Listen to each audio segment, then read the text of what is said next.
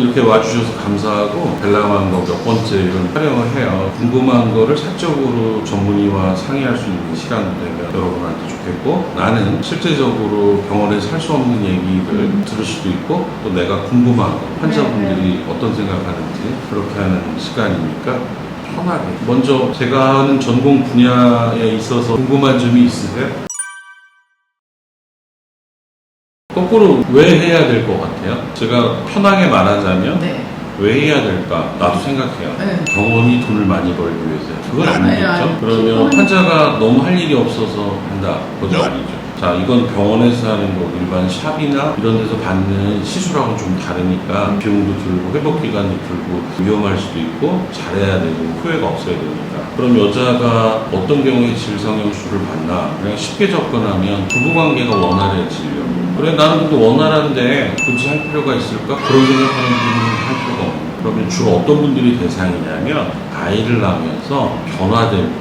살면서 여자가 크게 두 번 변해요. 한 번은 생리를 시작할 때, 한 번은 생리를 끝날 때. 그때 정말 많이 힘든 변화들이 있는데 그 중간에 사실은 더 큰 변화가 있죠. 분만, 출산, 임신 이런 과정. 사실은 몸무게가 10kg 이상 늘어나면 그것도 10달 안에 다른 사람이 한 번 됐다가 돌아오는 건데 완벽하게 돌아와지지 않아요. 특히 자연분만하는 분들, 이런 분들은 아이가 산들을 통해서 나오다 보면 그냥 편하게 말하면 아이를 하나 낳으면 전에 비해서 2배 벌어져요. 둘을 낳으면 4배 벌어져요. 그러면 우리 남편하고 부부관계가 궁합이 좋았는데 그럼 애기 하나 낳으면 2배가 커졌으면 어떻게 하지? 근데 신기하게도 여성들은 애기 하나 낳으면 잘 골라요. 그만큼 여자들이 둔해요. 그래서 성감을 느끼는 거, 오르가즘 느끼는 게 쉽지 않아요. 근데 남자들은 훨씬 예민해요. 왜냐하면 성기에 약 8,000개의 신경이 있는데 여자는 음액이라고 해서 굉장히 예민하죠.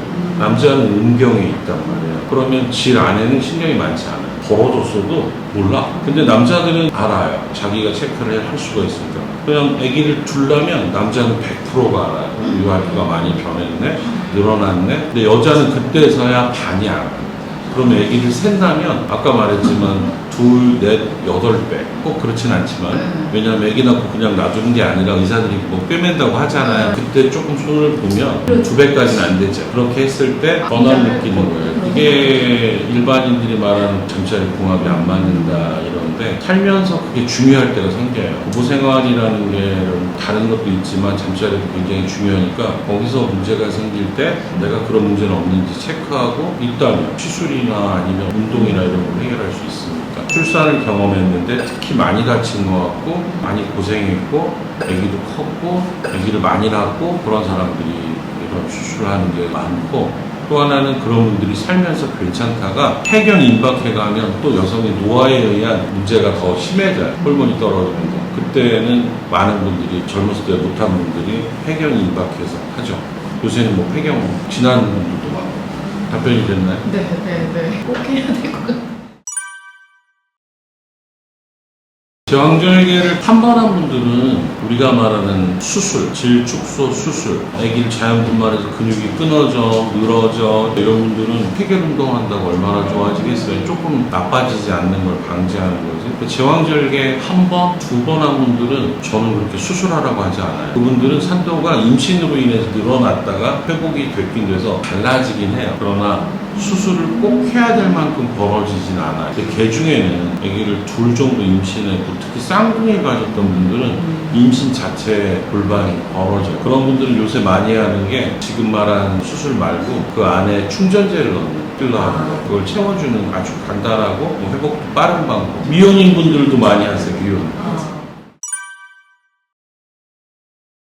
의학적으로는 자연분만이 훨씬 안전해요. 제왕절개는 마취에 대한 문제가 큰데 아까 처음에 말했듯이 애를 낳을 때쯤 됐을 때 산모의 몸은 평소에 자기 몸이 아닌 굉장히 많이 변해 있어요. 또 하나의 생명도 있고 그걸 마취를 해서 아이를 꺼내는 게 그 과정이 위험할 수 있어요. 쉽게 이해하면 10달 동안 키운 아이를 진통을 하루 이틀 해서 내가 고생을 했지만 내 골반이 천천히 벌어지고 물러지고 해서 아기가 이렇게 밀려 나오는 걸 우리가 받는다고 표현해요. 의사들이 아기 받는다고. 아기를 뽑아내는 게 아니라 제왕절개는 아기를 내가 뽑아내는 거잖아요. 환자는 아무런 노력도 안 하고 순간 어떤 사람 이틀씩도 고생하는 걸 마취 딱 시켜놓고 의사가 칼로 다 열잖아요. 그렇죠. 그런 상태 하면 통계학적으로 피도 2배가 많이 나고 위험한 거죠. 그러나 살면서 부부 생활할 때는 질의 이완은 덜 하죠. 나는 질 이완이 될까봐 걱정돼서 자연분만할 수 있는데 제왕절개 할 때 그런 사람 없어요.